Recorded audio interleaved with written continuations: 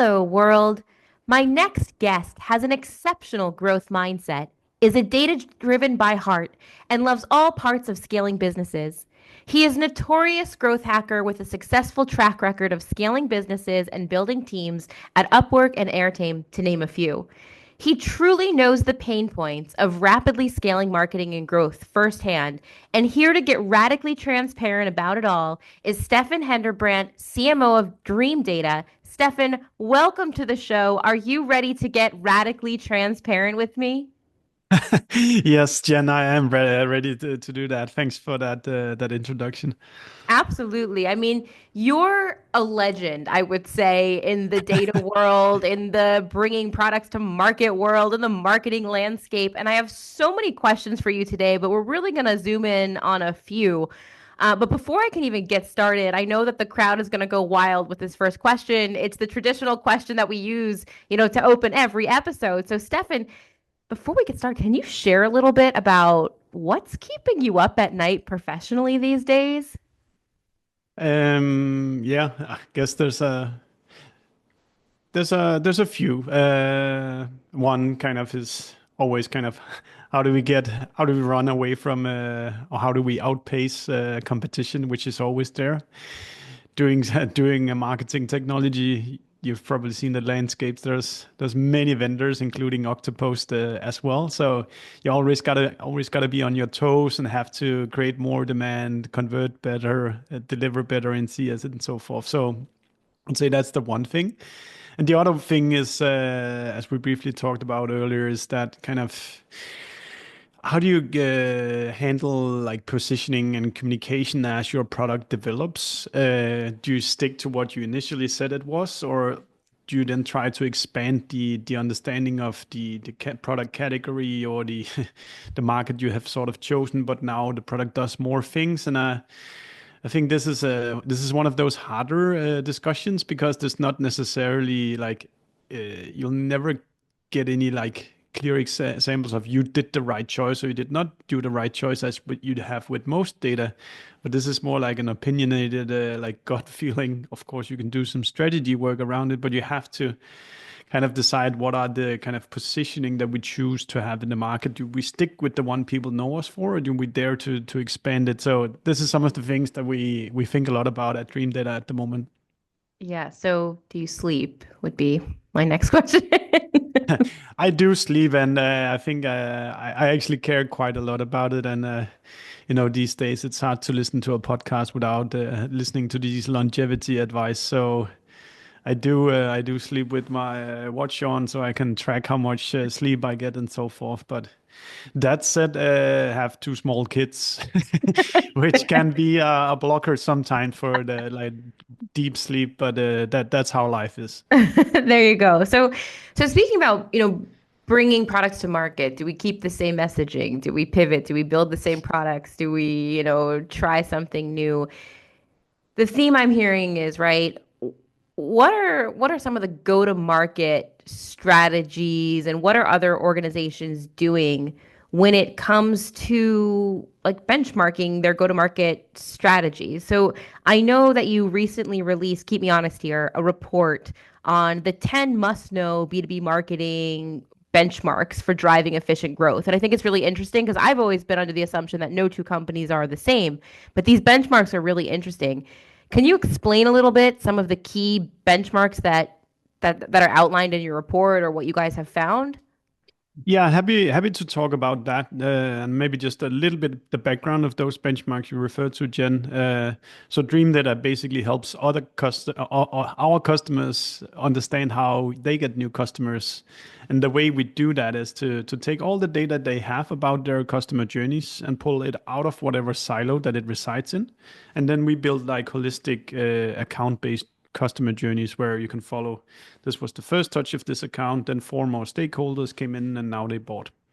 So we have this data for hundreds of B2B companies. And in this specific report, I remember we surveyed like 414 B2B companies.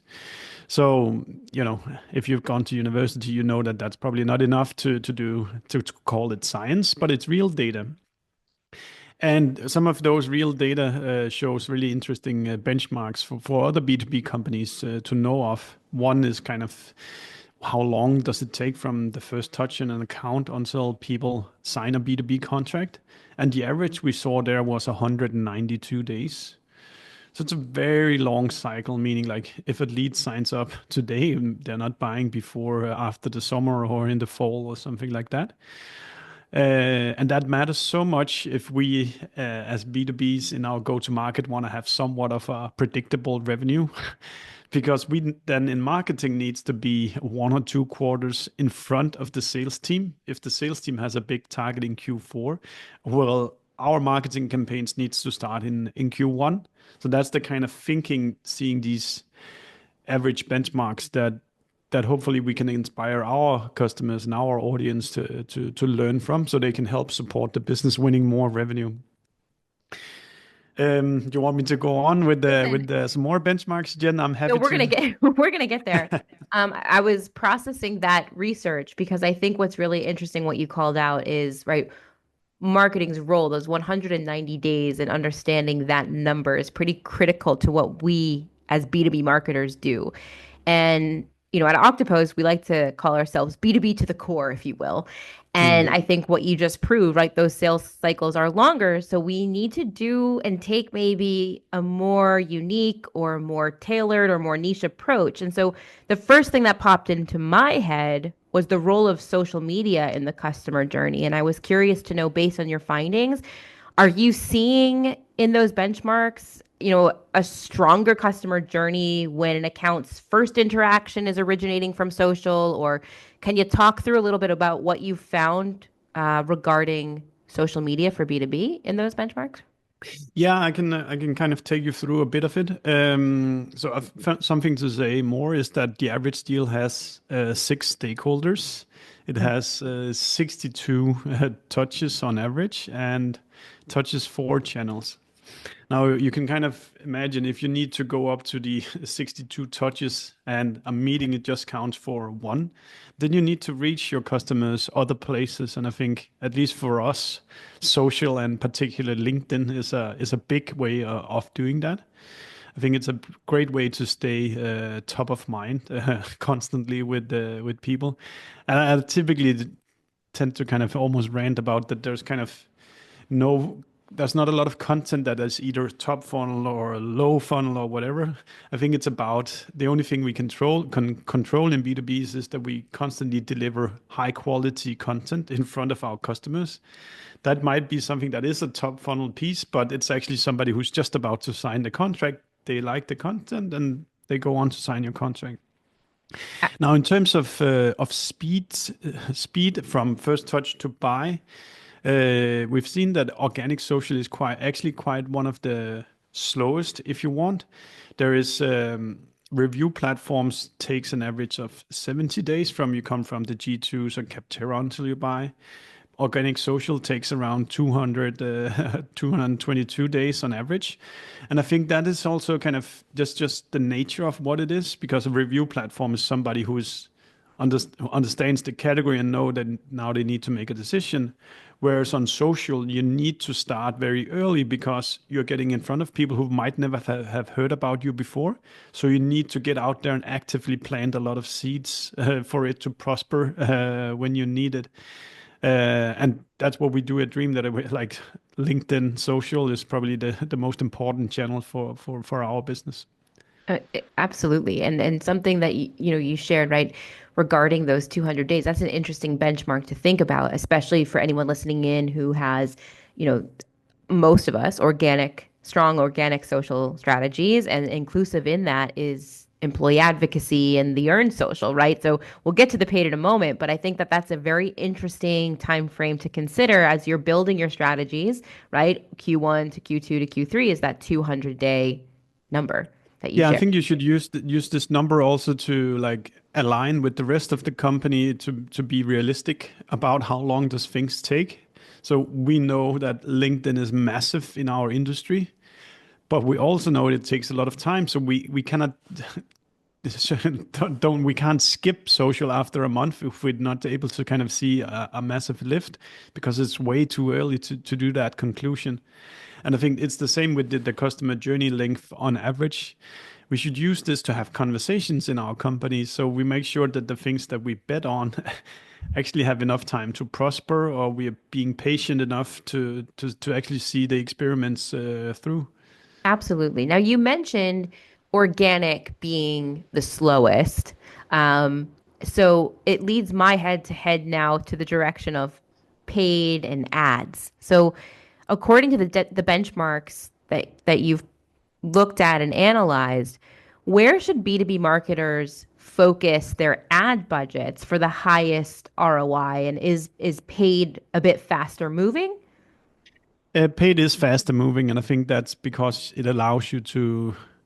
Now, these are very they're very generalistic averages, but you can imagine from paid, you have your branded keywords, somebody searching for buy Octopus, that's probably going to convert quite fast. The same if you have retargeting ads running as well, they will convert quite fast. So in general, the paid from first, and this is just all paid. Everything is from to get 87 days from first touch to buying.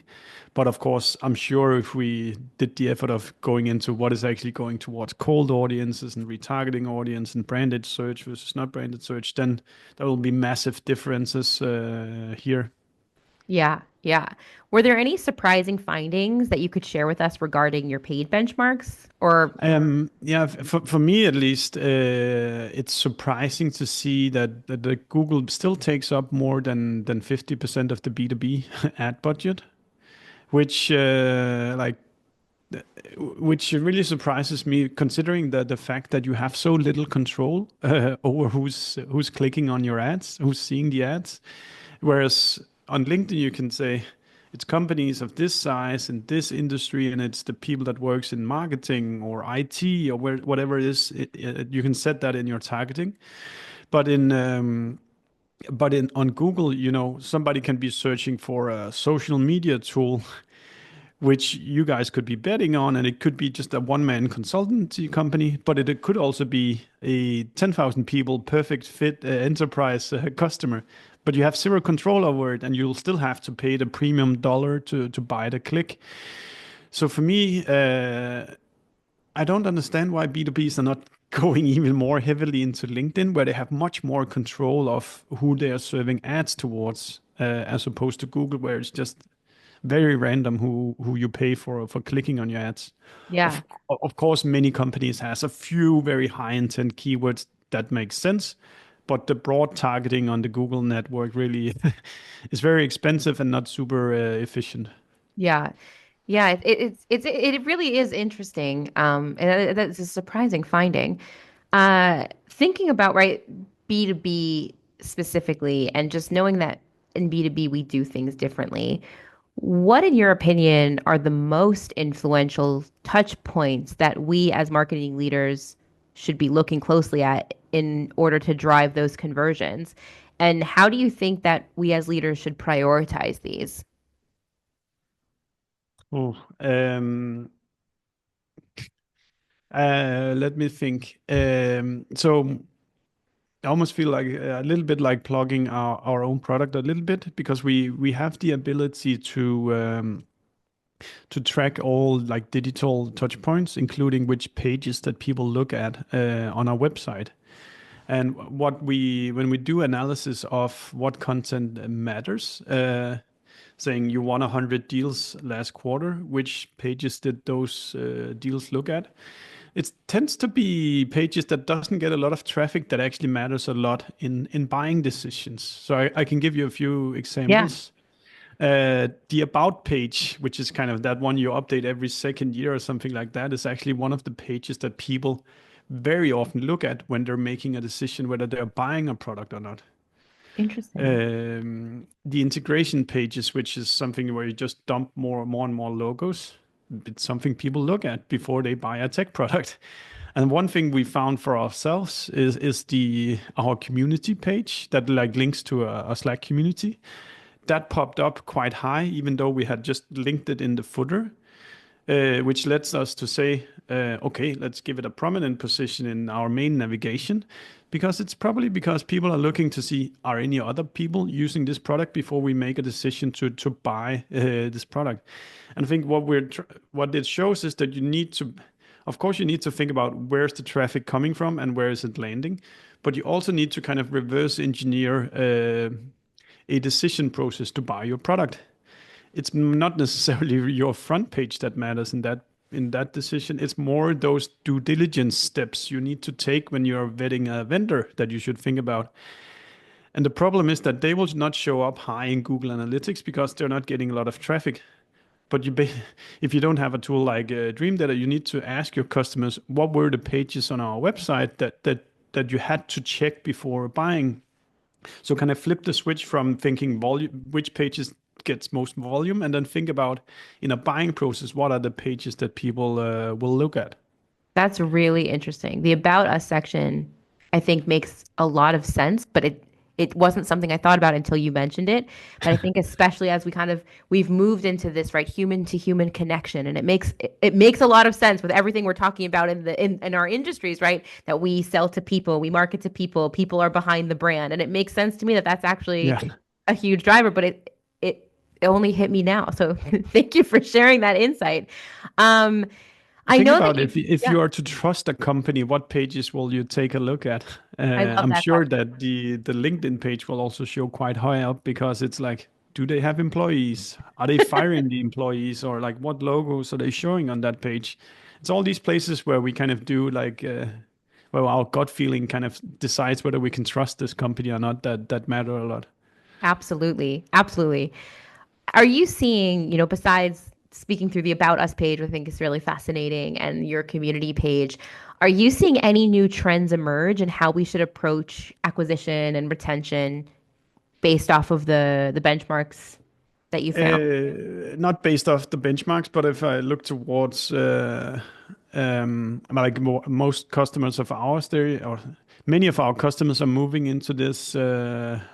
I think the overall trend you'll call like signal-based go-to-market, which means they're getting better and better at monitoring account activity. So is there things happening in the CRM system? Are they doing something on LinkedIn? Are they on review platforms?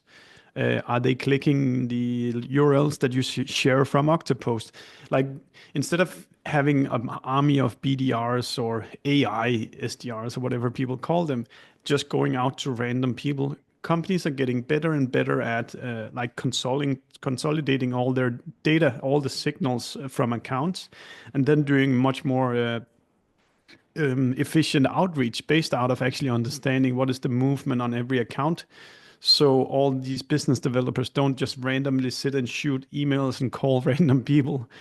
So I think that's a very big trend, and that's about getting all the intent signals out of whatever silo that it resides in and into one central place where you can actually monitor activity on every account. Absolutely. All right, we're nearing the end of our episode. I have two more questions for you. Um, this last question is if you could give any marketing leader one tip, and it could be about acquisition, it could be about retention, the benchmarks, whatever it may be, to think about in 2025, what tip or advice would that be? Two things comes to mind. I would say one thing is if you have no proof that something is working, it's probably not working. So skip that, and then use that money to double down on what works right now. And I think you and I, Jen, have been in marketing long enough to see that there are things that work today that's not going to work tomorrow. Google ads were great at some point. LinkedIn was very viral at some point. It all shifts. So whenever something works, you really need to double down in that moment because it's gonna stop at some point, and then the attention is moving somewhere else, and then we need to get in front of that trend as well. So skip what's not working and double down on on what's working. No I love fancy it. stuff here. That good old marketing advice. Spoken from a true growth expert. Yeah. Last question of the show. Stefan, it's been a pleasure. What is something that you can actually tell us about yourself that we cannot learn about you from your LinkedIn profile, asking ChatGPT or doing a Google search? I think maybe one of the things is that I never talk about that I'm a parent next to work. I don't utilize my kids to get extra clicks on LinkedIn, but it's part of, I've had kids ever since I started Dream Data, and some young people, they can still do like a 9 to 9 grind, but I get up at 6, I take care of the kids, then I'm at work at 9, then I can do 9 to 5 at work, then pick up kids, take care of kids, and then it's like 8 or 9 in the evening. And that's the entrepreneurial life that I live, which is it teaches you how to be very focused on doing the most important stuff during the day because you don't have unlimited time. Absolutely. Stefan, you sound like a wonderful father. Your kids are lucky to have you. And the I hope so. entrepreneurial mindset young. Thank you so much for joining. If anybody wants to learn more about Dream Data, your journey, access the benchmark report that you guys have released about the 10 must know B2B benchmarks for driving efficient growth, where's the best place to connect? Where can they find it? Just go to dreamdata.io and scroll to the bottom of the front page, and they'll find those benchmarks. And if anything I've said here, people wanna ask another question, just hit me up on LinkedIn. I'll be happy to answer any question. Fantastic. And for the fans listening in, I'll also be sure to link this benchmark report right into the show notes so that you have those ready and handy. They are quite interesting to take a look at, especially, we're in January 2025. So we've got 11 months to go. So these are quite handy to have for Still enough time to get a new deal this year. there you go. Yeah. Stefan, thanks for getting radically transparent with me. It's been a blast, and we look forward to having you back. Thank you, Jen.